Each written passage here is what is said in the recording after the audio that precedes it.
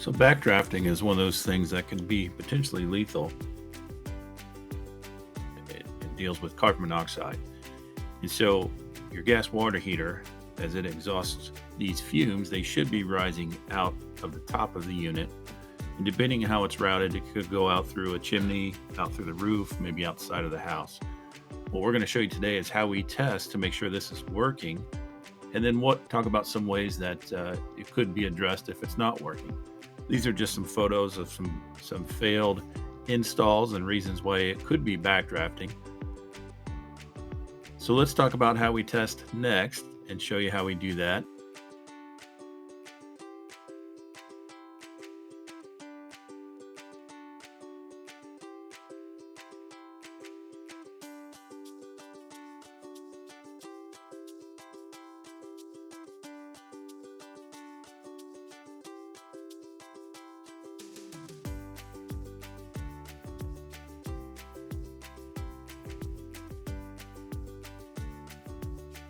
Today I want to talk about an important safety issue that we come across, and that's backdrafting. So with a gas water heater, it's important to make sure that these gravity-fed vents are working properly. Now, aside from the venting itself, which we will look at and make sure there's proper attachments, things of that nature, and piping, you also want to test these under a stress test. And what that means is you want to create a pressure in the house so that you have bathroom vents, dryer vents, pulling air out, which could cause this to then exhaust out here instead, too much pressure built up. So what we're going to do is turn on all the bathroom fans, turn on the dryer, anything that goes outside, pulling air from inside out, we want to run those before we test this. We're going to turn on the hot water, make sure it fires up this water heater to test, and then what we do is test it with our hands maybe, use a mirror against it to see if it fogs up.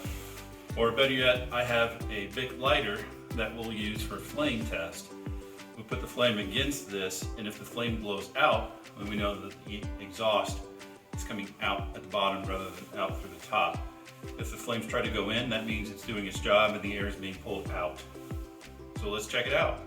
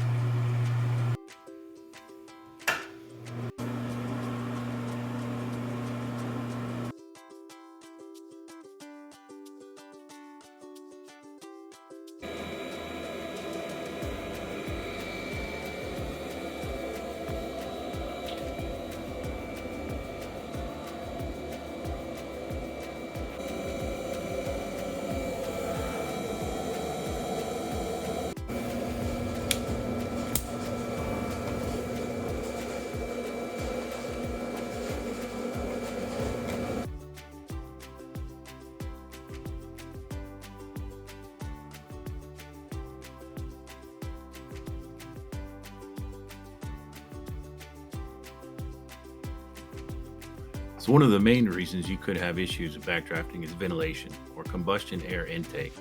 For instance, when these appliances are in closets, they require more openings for air to come in. If you've gone through the test that we showed you and had the issue, then one of the things you can do is open up windows to see if that helps. If so, then you can always have someone out and run an extra supply vent air duct close to the water heater. Like this install, this is providing more air, a boost of air to that water heater so that it can pull in that air for intake. Now this is an example of a power vent system where you don't need to worry about ventilation because this is going to pull the air out of that appliance. This is a direct vent where you're taking those gases directly out the side of the house. Now this is a good example of what should be in place. You can see piping should have a good rise when it leaves that gas water heater. It should have a 12-inch minimum rise off of it. And then as it goes up and out, about 50% of the inspections we have, we see issues with either the fact that we don't have a good 12-inch minimum recommended rise off the water heater, or we don't have a good slope up, a 1/4 inch per foot as it's leaving.